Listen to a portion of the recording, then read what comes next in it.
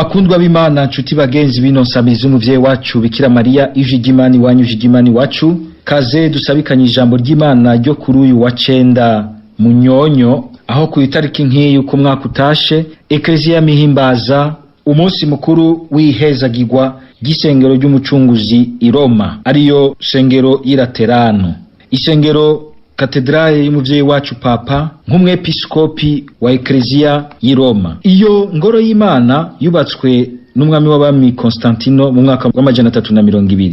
Mbe none muri Eklezia turagira iminsi mikuru gushikaho duhimbaza isengero, inzu y'amabuye yubatse tubonaho ihibambewe.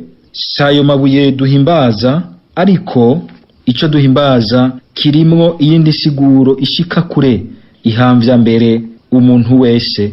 Reka tubizirikane muri ano majambo y'Imana tugiye kumviriza.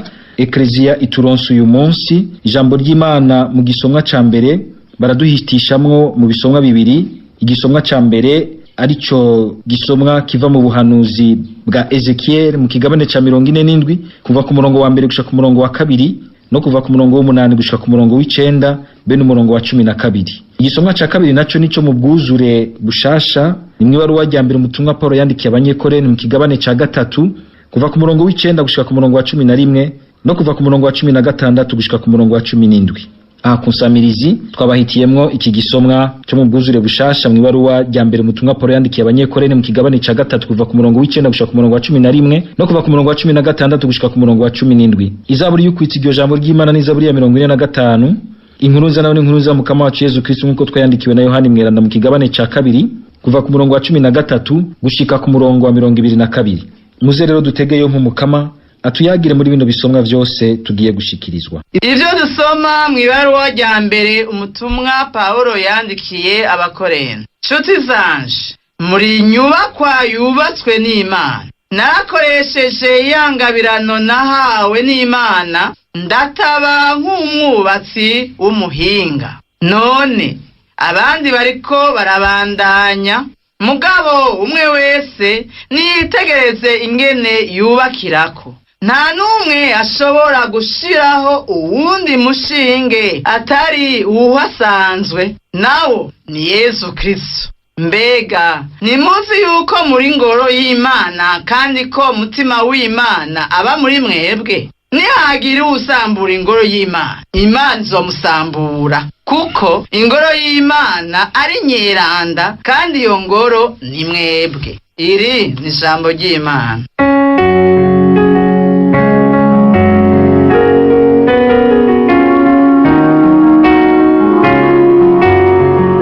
Uruzi rurahimbaye umurwa wa rudasumbwa. Uruzi rurahimbaye umurwa wa rudasumbwa. Imana niyo mahungiro yacu, niyo magara yacu, niyo mirukiro ya misi yose mu magorwa, naho isi yohinduka, naho imisozi yose nyukira mu biyaga, ntaco dutera ubwoba. Uruzi rurahimbaye umurwa wa rudasumbwa. Hari uruzi imigende yago irahimbaye umurwa w'Imana, ari wo ngoro nyeranda gose ya rudasumbwa. Imana iri hagati muri wo ikawuhagarikira, Imana irawurarira ugaca. Uruzi rurahimbaye umurwa wa rudasumbwa. Umukamanye n'ingabo turi kumwe, niwe mahungiro yacu, we Mana ya Yakobo. Gende mwitegereze ibitangaza umukama yagize, ingene yatekanije isi akayikuramwo indwano. Uruzi rurahimbaye umurwa wa rudasumbwa.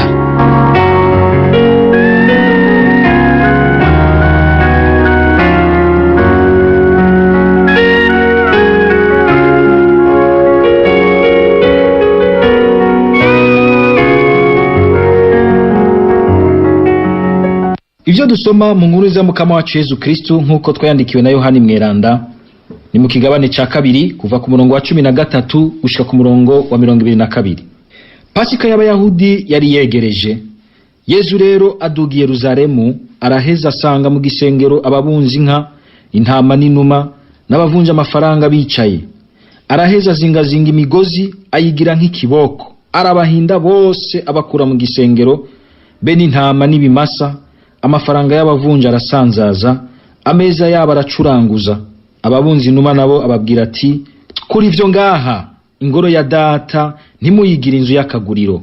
Abigishwa biwe rero bibuka ko handitswe ngo ukwitwararika ingoro yawe kuzondurumbamo. Abayahudi rero baramwishura bati, ko bigenjeje utyo, ikimenyetso utweretse niki? Yesu abishura ati, sambura iki gisengero nanje ndagihagarike mu minsi 3. Abayahudi rero baramwishura bati, iki gisengero bakimaze ko imyaka 46 bacubaka, nawe ngo gihagarika mu minsi 3? We yamara yavuga igisengero c'umubiri wiwe. Aho rero amariye kuzuka mu bapfuye, abigishwa biwe bibuka ko yari yabivuze, barahava bemera ivyanditswe, bemera n'ijambo Yesu yari yavuze. Nitwakirize yompi iyi nkuru nziza ya Kristo.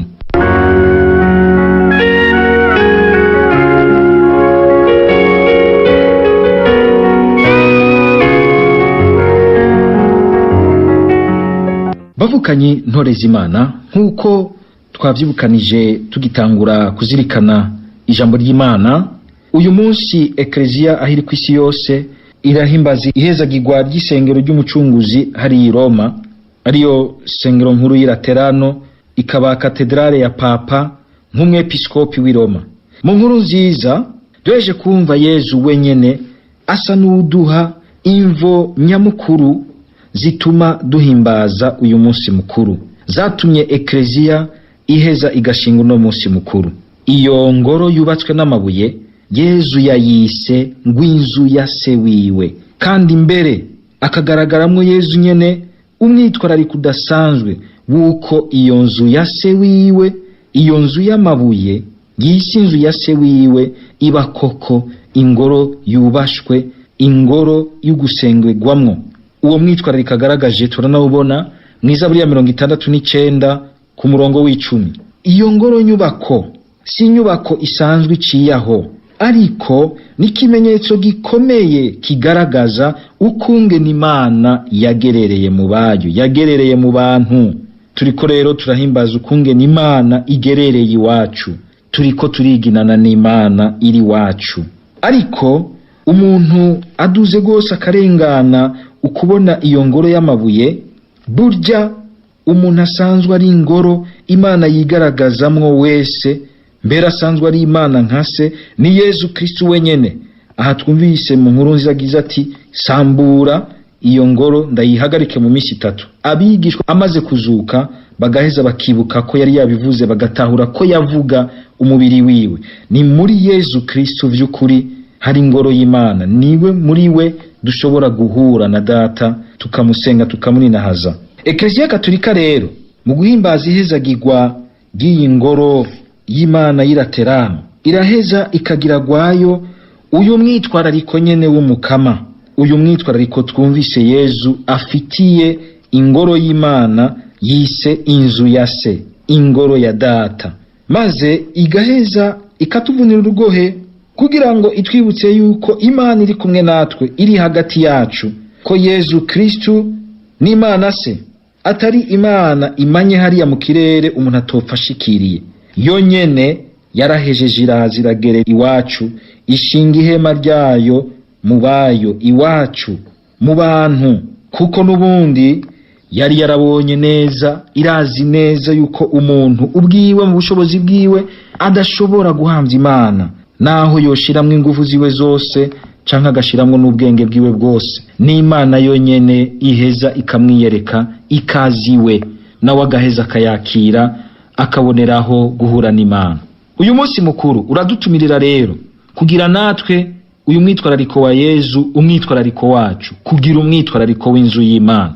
Iyo nzu nyene nyubako, ariko kandi iyo nzu y'Imana iri muri twebwe, dutwaye muri twebwe, ko yoba koko vy'ukuri inzu igererewemwo n'Imana. Mbe ubwo muvukanyi ugererewemwo n'Imana, uraraba ntuzurareka gusa ngo ugererewemwo n'icupa canke ivyiyumviro bibi n'imigambi mibi, ubwo uragererewemwo n'ibintu bihimbara Imana. Imana izi kumva iti hariya muri uriya muntu harahimbaye ko ndahagerera, bigaheza bikagutuma nawe ushobora gutuma abandi bahura n'Imana.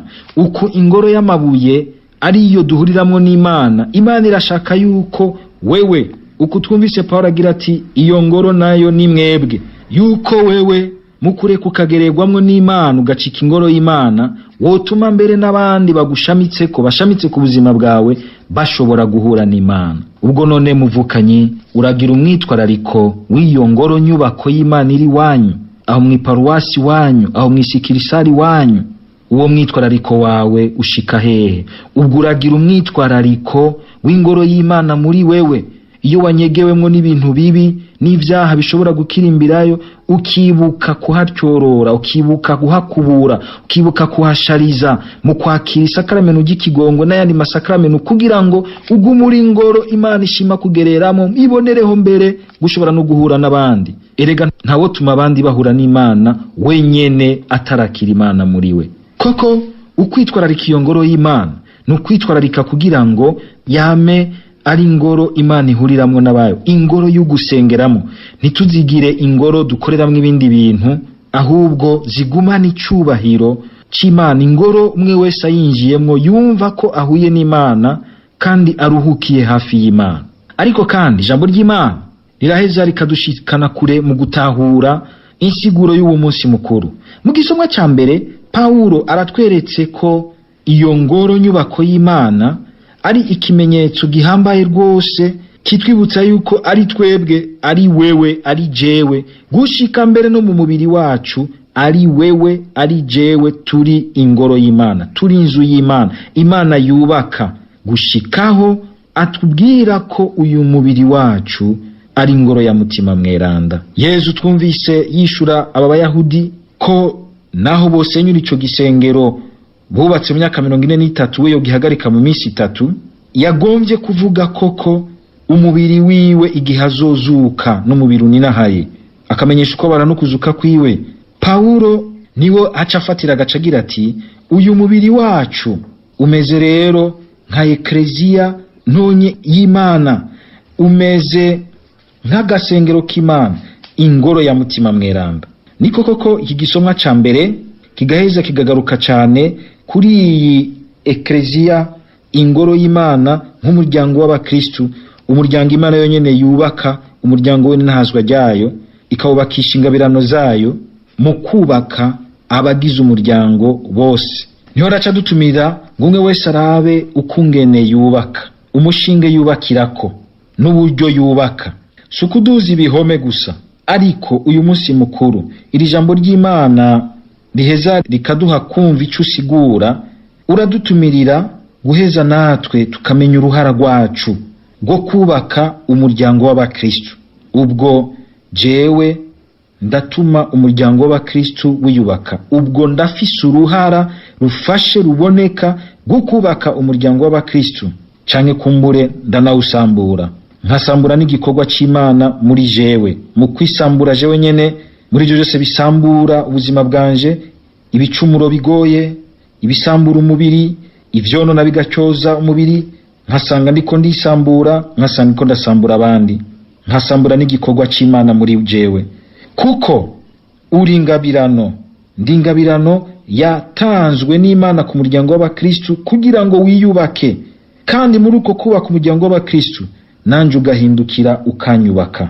Ubwo none ndafashanya n'abandi kubaka umuryango w'abakristu mwiparuwasi wacu, mu mubano rukristu wacu, canke kumbure ndabirabira rirari utwininga nkarengana, sinsangire uwo mwitwarariko w'inzu y'Imana na Yezu na Pawulo, uwo mwitwarariko w'umuryango w'abakristu abana b'Imana. Ibishika kure muvukanye, igihe ushobora gusanga uri kurakumira abandi kuko gusa ngo mudasangiye umugambwe, canke musangira intara, musangira ubwoko, musangira ivyumviro, igihe mbere bigushikanye ku rugasanga wigiriye umugambi wo kumurenganya, wo kumukuraho no kumwica, usanga uri kurasambura umuryango w'abana b'Imana. Ugasanga usambuza akarenganyo, usambuza urwanko, mu kubiba urwanko amacakubiri uriko urasambura ingoro y'Imana, kandi ibyo bifise ingaruka zihambaye rwose imbere y'Imana, kuko Paulo turumvise abivuga mu bundi buryo akagira ati usambura ingoro y'Imana, Imana yonyene izomusambura. Mu bisanzwe ariko aravuga kandi ko n'umuntu wenyene ariko arisambura, kuko mu kwica, mu kugirira n'abundi, mu gusambura ingoro y'Imana, mu kutitwararika gukora icubaka abandi mu muryango, wewe nyene urisambura ugatuma Imana itakugereramwo, ugasanga ni wewe nyene uri kurishira umugozi mw'izosi. Kuko iyo nitanze ahubwo nkagira neza nkubaka abandi, jewe nyene bandiko ndubaka hongerereye, ahanyubaka ahantwaye, ahambumbatiye, ahafitiye inyungu z'ubuzima bwanje. Mu gusambura rero uwundi nkasambura umuryango, bandiko ndisamburirako nk'impene, bandiko ndasambura ahantunze, ahamfasha mbere guhura n'Imana. Uyu munsi mukuru uno munsi rero ugashikana insiguro kure, ukatwibutsa yuko vy'ukuri ko burya ingoro y'Imana ni wewe, ni jewe, ko wewe wogwana imisi yose urondera gucika uw'Imana igereramwo, ugacika agasengero keza Imana igereramwo, mbere n'Imana igashobora guhura n'abandi guciyeko, ikubaka umuryango w'abayo, ikubaka ingoro yayo mu buzima bwa hano mw'isi. Dusabe Mukama Yezu, nyuzuza uwo mwitwarariko wari ufise w'inzu ya data, umbemwo nanje maze nkorere umuryango wa data hano kw'isi, nkorera abandi n'umutima mwiza, kugira ngo umunsi urizina zengabane akanyamuneza kukubana nawe muri Yerusalemu yo mwijuru, iyo nzu ya data aho vyagiye kumwe nawe na mutima mweranda. Amen. Kw'izina rya Data n'irya Mwana n'irya mutima mweranda.